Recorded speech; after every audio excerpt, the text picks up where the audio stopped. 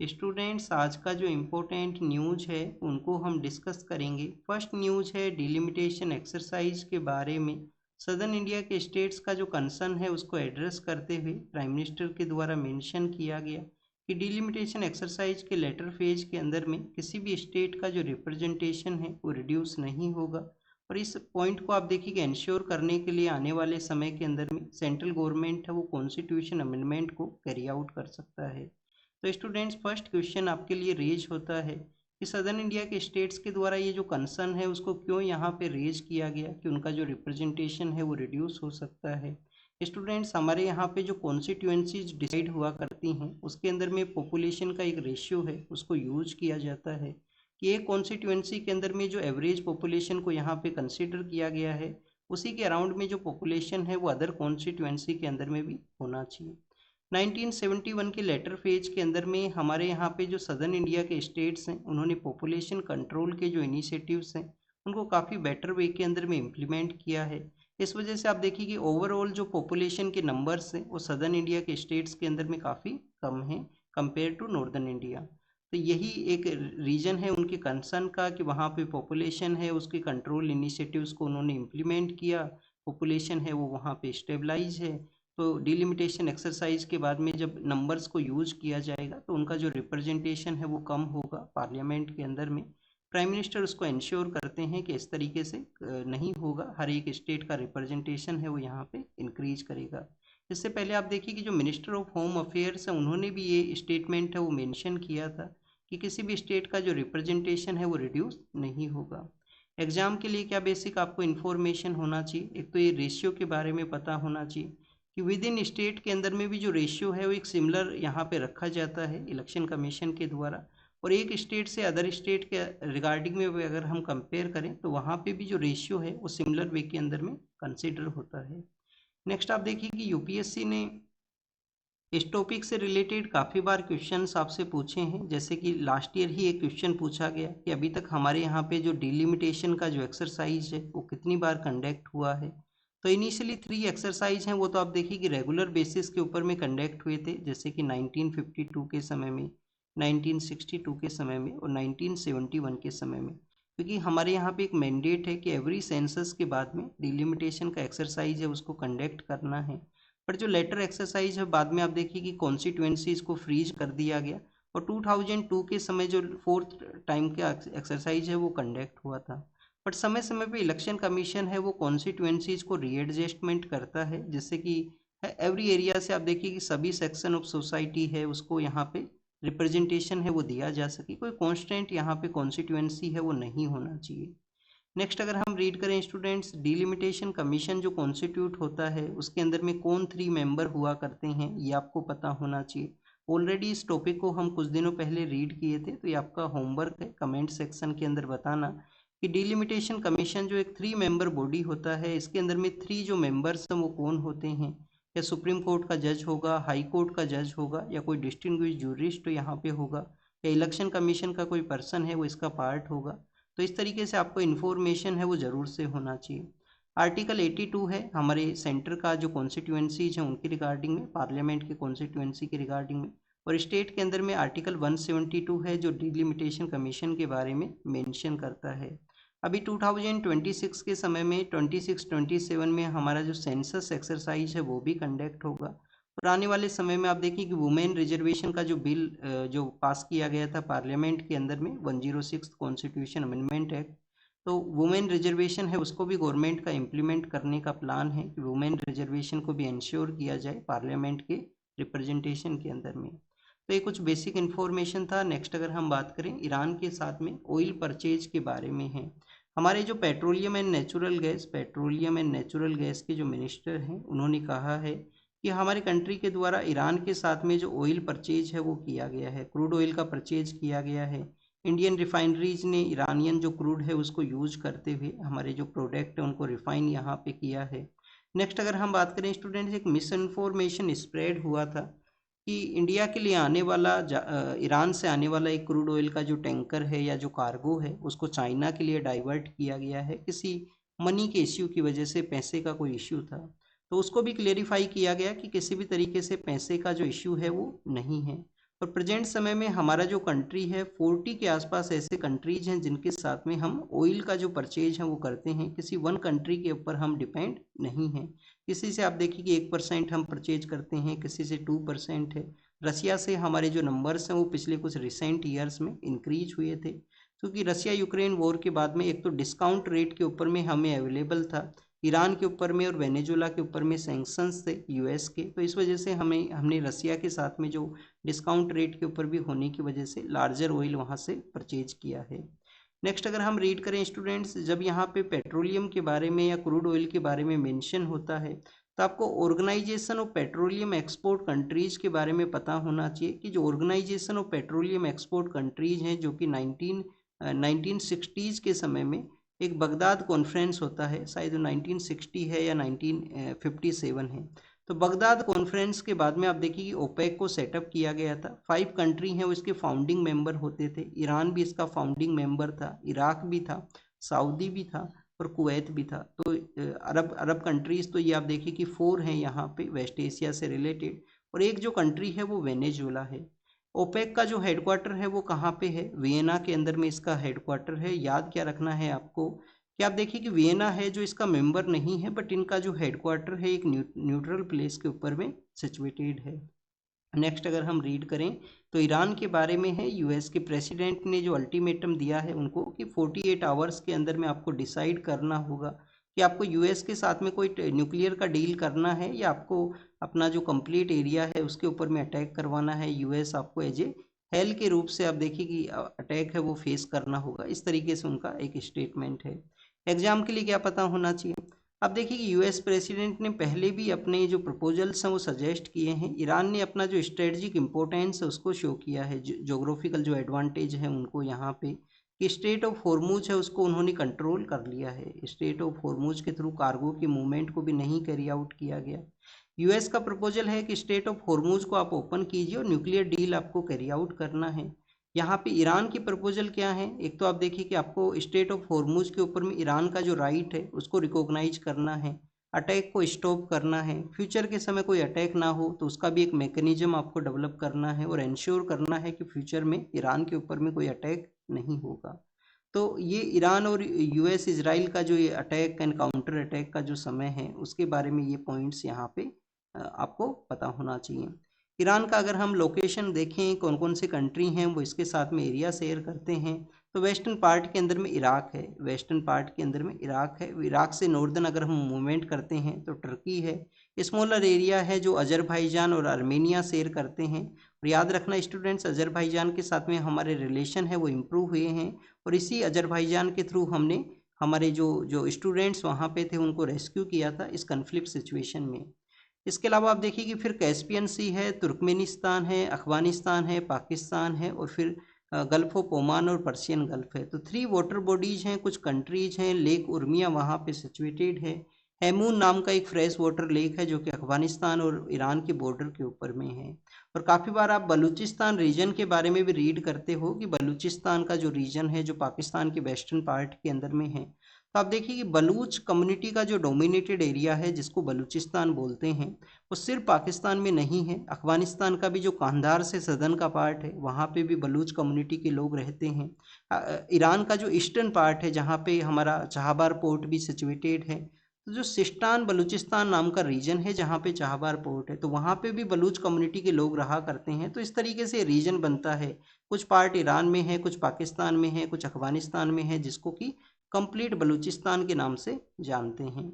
Next अगर हम read करें स्टूडेंट्स, सदर्न इंडिया का जो स्टेट है तमिलनाडु, तो लैंग्वेज बेसिस के ऊपर में जो यहाँ पे डिफरेंसेज हैं उनको बताया गया। सीबीएसई जो कि हमारे सेंट्रल बोर्ड की रिगार्डिंग में हुआ करता है, तो CBSE central board of secondary education, उन्होंने कहा है कि 3 लैंग्वेज फार्मूला को वो इम्प्लीमेंट करेंगे। 3 लैंग्वेज का जो फार्मूला है उसको इम्प्लीमेंट करेंगे जो कि न्यू एजुकेशन पॉलिसी के क्राइटेरिया या रिकमेंडेशन के बेसिस के ऊपर में है। अब सदर्न इंडिया के स्टेट्स के अंदर में जो तमिलनाडु है वो इसको अपोज करता है कि हिंदी को इम्पोज है वो हम नहीं करने देंगे हमारे स्टेट के अंदर में, तमिल को आप यूज कर सकते हो, तमिल को आपको यहाँ पे यूज करना है। एग्जाम के लिए क्या पता होना चाहिए? कम्प्लीटली आप देखिए कि कंसर्न है कम्प्लीटली यहाँ पे जो तमिलनाडु और सेंट्रल गवर्नमेंट के बिटवीन में डिफरेंसेज हैं वो सामने आए थे पिछले कुछ मंथ्स के दौरान में भी। क्या स्टूडेंट्स ये प्रेजेंट समय में ही डिफरेंस रहे हैं या पास्ट के अंदर में भी ऐसा कोई हिस्ट्री रहा है कि जब तमिलनाडु के वहाँ पे हिंदी के अपोज के अंदर में एजिटेशंस हुए हों, प्रोटेस्ट हुए हों? तो सबसे पहले तो हमें इंडिपेंडेंट इंडिया से भी पहले आप देखिए कि 1937 40 के समय एक मूवमेंट मिलता है जब ईवी रामास्वामी, जिनको कि हम पेरियार के नाम से भी जानते हैं, तो ईवी रामास्वामी के द्वारा अपोज किया जाता है सी राजगोपालाचारी का जो प्रपोजल था हिंदी के रिगार्डिंग में। तो स्टूडेंट्स 1937-40 के समय भी एक मूवमेंट हुआ। फिर देखिए कि 1965 67 या 70s 80s के समय फिर से आपको जो कॉन्फ्लिक्ट है वो मिलेगा, हिंदी के इम्पोज को वो वहाँ पे अपोज हैं वो करते हैं। नेक्स्ट अगर हम रीड करें स्टूडेंट्स, जो हमारे सुप्रीम कोर्ट का जो वुमेन जज हैं बीवी नागरत्ना मैम, तो उनका एक स्टेटमेंट है कि सेंट्रल गवर्नमेंट है वो स्टेट्स को एज ए सबॉर्डिनेट के रूप से ना ट्रीट करे। वो उनको कैसे ट्रीट करे? वो उनको ट्रीट करे एक इक्वल यहाँ पे गवर्नमेंट के रूप से। अगर कोई अपोजिशन का पॉलिटिकल पार्टी का रूलिंग स्टेट है तो उसको भी यहाँ पे किसी तरीके से सबॉर्डिनेट की तरह ट्रीट है वो नहीं करना है। तो इन्होंने फेडरलिज्म का जो कॉन्सेप्ट है, कोऑपरेटिव फेडरलिज्म जो हमारे यहाँ पे वर्क करता है, उसको इंश्योर करने के बारे में उसके ऊपर में इन्होंने मेंशन किया है एक एड्रेस के अंदर में। एग्जाम के लिए क्या पता होना चाहिए? जब आप देखिए कि हम इंडिपेंडेंट इंडिया के बारे में रीड करते हैं तो 1935 का जो गवर्नमेंट ऑफ इंडिया एक्ट है वो फेडरलिज्म के बारे में मेंशन करता है कि फेडरलिज्म है वो एग्जिस्टेंस में आना चाहिए। ऑल इंडिया फेडरेशन उन्होंने मेंशन किया था, बट वो एग्जिस्टेंस में नहीं आया था। आप देखिए कि हमारे कॉन्स्टिट्यूशन में जो फेडरल जो कॉन्सेप्ट एग्जिस्ट करता है ये हमने कहाँ से लिया है? क्या हमने गवर्नमेंट ऑफ इंडिया एक्ट 1935 से ये जो प्रोविजन है उसको कैरी आउट किया है? तो इसके बारे में आप रीड करना अगर आपको नहीं पता है तो। नेक्स्ट अगर हम रीड करें स्टूडेंट्स, आप देखिए कि जो ट्रांसजेंडर पर्सनस हैं उनके बारे में है, सुप्रीम कोर्ट में पिटीशन है वो फाइल हुआ है। लक्ष्मी नारायण त्रिपाठी वो पर्सन जिन्होंने यूएन के अंदर में एशिया पैसिफिक से बिलोंग करने वाले ट्रांसजेंडर पर्सन जिन्होंने यूएन के अंदर में एड्रेस है वो किया था, तो लक्ष्मी नारायण त्रिपाठी नाम के जो पर्सन हैं उनके द्वारा ये पिटीशन फाइल हुआ है कि सेल्फ आइडेंटिफिकेशन का जो जो यहाँ पे प्रोविजन एग्जिस्ट करता है ट्रांसजेंडर पर्सन्स के लिए, उसको थ्रेट है वो क्रिएट करेगा प्रेजेंट समय का जो एक्ट है उसके द्वारा। सुप्रीम कोर्ट के अंदर में गए हैं और भी काफ़ी सारे एक्टिविस्ट ने अप्रोच किया है पेटिशंस के थ्रू सुप्रीम कोर्ट के अंदर में। और 2014 के समय हमारे सुप्रीम कोर्ट के द्वारा जो नालसा केस है, NALSA versus union of India, उस केस के अंदर में ट्रांसजेंडर पर्सन्स को आप देखिए कि रिकॉग्नाइज है वो किया था सुप्रीम कोर्ट के द्वारा 2014 में। होमवर्क क्या हो सकता है आपको? होमवर्क ये है कि क्या ट्रांसजेंडर पर्सन्स को रिजर्वेशन है क्या? जैसे हम डिसेबल पर्सन्स के बारे में रीड करते हैं कि उनको 4% का रिजर्वेशन है जॉब का कैटेगरी के अंदर में, 5% का रिजर्वेशन है उनको एजुकेशन सेक्टर के अंदर में। ये डिसेबल पर्सन्स के बारे में है। तो क्या ट्रांसजेंडर पर्सन्स को भी रिजर्वेशन है क्या यहाँ पे जॉब के अंदर में, एजुकेशन के अंदर में? ये आपका होमवर्क है। स्टूडेंट, जब तक आप होमवर्क में पार्टिसिपेट नहीं करोगे, जब तक आप ऐसे डिफरेंट पर्सपेक्टिव से नहीं रीड करोगे, तो जब तक आप देखिए कि आपको कोई पॉइंट्स हैं वो अच्छे से रियलाइज नहीं होंगे, तो आपको गूगल करना है, आइडेंटिफाई करना है कि ये मेंशन है क्या नहीं है। कस्टोडियल डेथ के बारे में है, बिहार के अंदर में कस्टोडियल डेथ का एक न्यूज़ आया है। समय समय पे आप देखिए कि ऐसे इंसिडेंट्स हमारे यहाँ पे देखने के लिए मिलते हैं जबकि कस्टडी के अंदर में टॉर्चर है वो किया जाता है। United nation convention against the torture, United nation convention against the torture, India ने इस कन्वेंशन को आप देखिए कि रेटिफाई है वो नहीं किया है। हमारे कंट्री ने इसको रेटिफाई नहीं किया है, प्रॉपर गाइडलाइंस वो नहीं में आपको देखने के लिए मिलता है। डी के बासु नाम का एक केस है जिसमें सुप्रीम कोर्ट ने जरूर से मेंशन किया था कि कस्टोडियल टॉर्चर है वो नहीं होना चाहिए किसी भी पर्सन के अगेंस्ट के अंदर में। तो कन्वेंशन अगेंस्ट टॉर्चर जो हमारा रेटिफाई नहीं है, इसी वजह से काफ़ी बार आप देखिए कि जो फॉरेन कंट्री से हमारे यहाँ पे जो जो किसी भी क्रिमिनल को अगर डिप्लॉय करना है, भेजना है, तो डिनाई करते हैं कि टॉर्चर का आपके वहाँ पे एक्ट नहीं है। काफ़ी सारी कस्टोडियल डेथ हैं वो देखने के लिए मिलती हैं। नेक्स्ट अगर हम रीड करें अमरावती के बारे में है, आंध्र प्रदेश का जो कैपिटल है अमरावती, उसके प्रोजेक्ट्स हैं वो टाइमली इम्प्लीमेंट होने चाहिए, उसके बारे में कहा गया। अमरावती को अभी आप देखिए कि लोकसभा के अंदर में भी जो बिल पास हुआ है, रिकॉग्नाइज किया गया है कि आंध्र प्रदेश का सोल कैपिटल रहेगा अमरावती यहाँ पे। सबरीमाला टेम्पल जिसके एंट्री के रिगार्डिंग में 2018 के समय में सुप्रीम कोर्ट ने अलाउ किया था, असेंशियल रिलीजियस प्रैक्टिस का जो कॉन्सेप्ट है उसको यूज किया गया। फिर उसके रिगार्डिंग में रिव्यू पेटिशन है वो फाइल हुआ था। रिव्यू पेटिशन को डिसकंटिन्यूस कर दिया गया था कोविड-19 के आउटब्रेक की वजह से। तो स्टूडेंट्स अब फिर से 9 जज का एक बेंच है वो कॉन्स्टिट्यूट हुआ है। सुप्रीम कोर्ट ने नोटिफाई किया है 9 जज का जो बेंच है वो उसको यहाँ पे, और ऑर्डर को रिव्यू है वो किया जाएगा 9 जज के बेंच के द्वारा। सबरीमाला के अंदर में हमारे जो लॉर्ड अयप्पा हैं उनका वर्शिप किया जाता है, जो कि एक ब्रह्मचर्य हुआ करते थे। ब्रह्मचर्य का उन्होंने अपना फॉलो किया था अपने लाइफ पीरियड के अंदर में, और इसी वजह से वहाँ पे वुमेन्स का एक स्पेसिफिक एज पीरियड के अंदर में एंट्री है उसको रेस्ट्रिक्ट किया जाए, ये यहाँ पे डिमांड है वो हुआ करता है। असेंशियल रिलीजियस प्रैक्टिस के रूप से उसको कंसिडर करते हैं। तो ये सबरीमाला के बारे में है। एलिफेंट का अटैक हुआ है, तो एलिफेंट के अटैक के बारे में है। काफ़ी बार आप देखिए कि एनिमल्स का जो अटैक है, वाइल्ड एनिमल्स का जो अटैक है, उनको रोकने के लिए काफ़ी डिफरेंट डिफरेंट इनिशिएटिव होते हैं। जैसे केरल के वहाँ पे जो अटैक को रोकने के लिए वहाँ पे जो लोग हैं टर्मरिक है या कोई अदर प्रोडक्ट है उसको यूज करते हैं, उनको उगाया जाता है सेटलमेंट्स के आउटसाइड एरिया के अंदर में। ऐसे ही अगर हम बात करें तो हनी बीज जो हैं, जो बीज जो हैं हनी बीज, उनको यूज है वो किया जाता है काफ़ी बार एलिफेंट्स के अटैक से रोकने के लिए। तो त्रिपुरा के अंदर में ये अटैक हुआ है जिसमें एल्डरली वुमेन है उनका यहाँ पे डेथ हुआ है। इसरो के द्वारा एक जो मित्रा नाम से एक प्रोजेक्ट है उसको लॉन्च किया जाएगा। मित्रा प्रोजेक्ट क्या है, मैपिंग करता है वो इंटरऑपरेबल जो ट्रेड्स हैं एंड रेस्पॉन्स एरियाज हैं उनके बारे में। तो बेसिकली आप देखिए कि हमारा जो एल्टीट्यूड का एरिया है लेह के अंदर में ये कैरी आउट होगा कि 3500 मीटर जो एल्टीट्यूड का एरिया है वहाँ तक ये मिशन को कैरी आउट किया जा सके, जिससे कि एक मैपिंग यहाँ पे हो सके। तो एस्ट्रोनॉट को सेंड करते हुए कैपेबिलिटीज़ को एग्जामिन करने के लिए हाई एल्टीट्यूड के इन्वायरमेंट के ऊपर में इसरो इस टेस्ट को कैरी आउट है वो करेगा। नेक्स्ट अगर हम बात करें एसआईआर के बारे में है, जो पंजाब के वहाँ पे भी कंडक्ट होगा, जो इलेक्शन कमीशन का रेस्पॉन्सिबिलिटी है कि समय समय पे जो हमारा वोटर लिस्ट है उसको आइडेंटिफाई किया जाए, उसको यहाँ पे एग्जामिन किया जाए। नेक्स्ट अमरावती के ही बारे में है। पहले आप देखिए कि अमरावती को ही कैपिटल रिकॉग्नाइज किया गया था।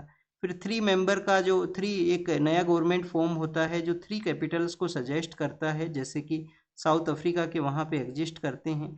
और बाद में अब नया गवर्नमेंट जो आया है उन्होंने अमरावती को ही कैपिटल बनाया है, उसका बिल यहाँ पे एग्जिस्टेंस में आया है जिसको लोकसभा में भी पास किया गया। एग्जाम के लिए ज़्यादा कुछ इंपॉर्टेंट नहीं है, क्वेश्चंस आपसे यहीं इसी तरीके से पूछे जाएंगे। एक क्वेश्चन ये हो सकता है कि पार्लियामेंट भी उसको अप्रूवल करता है, तो यस स्टूडेंट्स पार्लियामेंट अप्रूवल करता है। और स्टेट्स के रिगार्डिंग में जो पार्लियामेंट का ये जो अप्रूवल है जिसमें सिंपल मेजोरिटी है उसका रिक्वायरमेंट होता है। 1949 का वो समय है जब वाशिंगटन ट्रीटी के थ्रू नाटो को इस्टेब्लिश किया गया था। समय के साथ में इसका जो मेंबरशिप है वो भी एक्सपेंड हुआ है। मेंबरशिप आप देखिए कि स्वीडन नाम का जो कंट्री है उससे पहले जो आइसलैंड है, तो 32 मेंबर कंट्री हैं वो इसके मेंबर्स बन चुके हैं। नाटो जो कलेक्टिव डिफेंस के बारे में मेंशन करता है, एक के ऊपर में अटैक हुआ तो अटैक ऑन ऑल के रूप से वो उसको कंसीडर करते हैं, और 9/11 के बाद में ओनली ये कलेक्टिव डिफेंस का जो मैकेनिज्म है उसको यूज किया गया है। हेडक्वार्टर कहाँ है, बेल्जियम का जो कैपिटल सिटी है ब्रसेल्स, वहाँ पे इनका हेडक्वार्टर है।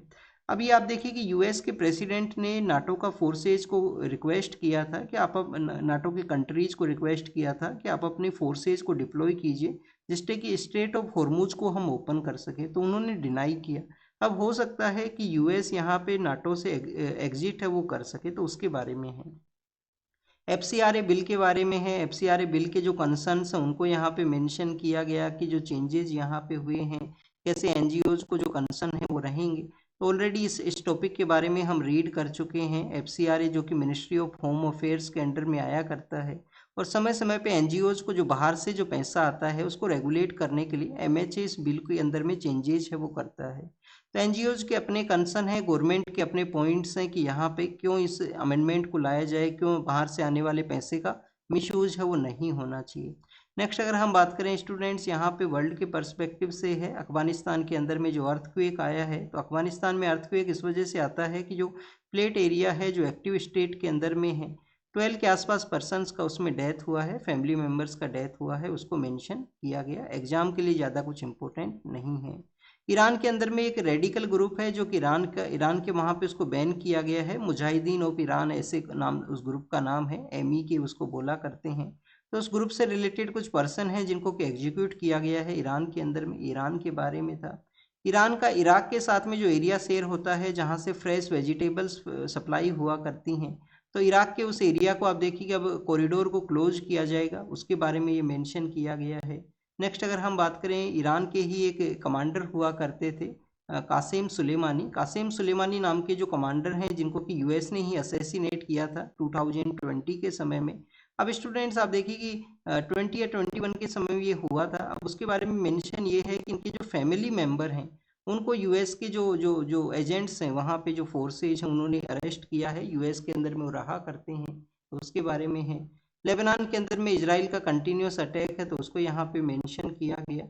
और यूएस के अंदर में जो प्रेसिडेंट है वो कैबिनेट के अंदर में चेंजेस कर सकते हैं। नवंबर के समय में उनको मिड टर्म इलेक्शन है, उसको भी फेस करना है, तो उसके रिगार्डिंग में यहाँ पे चेंजेस हो सकते हैं कैबिनेट के बारे में भी या अदर रिप्रेजेंटेशन के बारे में।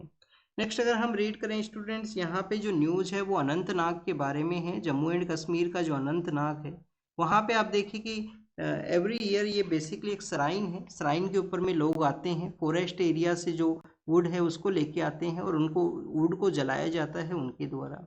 इन 3 डेज के अंदर में वहाँ पे जो नॉन वेज है, जो मीट है, उसका भी जो कंजप्शन है, जो जो प्रोसेसिंग है वो नहीं हुआ करता है। ये भी मेंशन है इस श्राइन के बारे में। श्राइन का अगर हम नेम के बारे में रीड करें तो नाम है उसका एस मुकाम श्राइन है। एस मुकाम श्राइन है जो कि बाबा जैनुद्दीन वली नाम से फेमस है वो काफ़ी वहाँ पे। और टॉर्च फेस्टिवल ये ऑर्गेनाइज होता है, जिसमें फॉरेस्ट एरिया से लाया गया जो लकड़ी है उसको यूज करते हुए जलाया जाता है जे मसाल के रूप से। तो अनंतनाग का जो प्रैक्टिस है, संडे का द हिंदू इस तरीके से फोटोज़ को शो करता है। जैसे लास्ट संडे को हमने ओपीएम के बारे में रीड किया था कि ओपीएम का जो प्रोडक्शन है, जो कि राजस्थान का जो जो मेवाड़ का एरिया है, जो जो चित्तौड़गढ़ है, कोटा है, बारा है, उस एरिया में जो होता है, हाड़ौती का भी रीजन है, और मध्य प्रदेश में जो जो मालवा का रीजन है जहाँ पे, तो लास्ट संडे को हमने ये न्यूज़ रीड किया था। This is all the information related to the today's newspaper. आप इसको रीड कीजिए, रिवाइज कीजिए, जो भी इंफॉर्मेशन आपको मिला है उसको नोट डाउन कीजिए। Thank you students, thank you very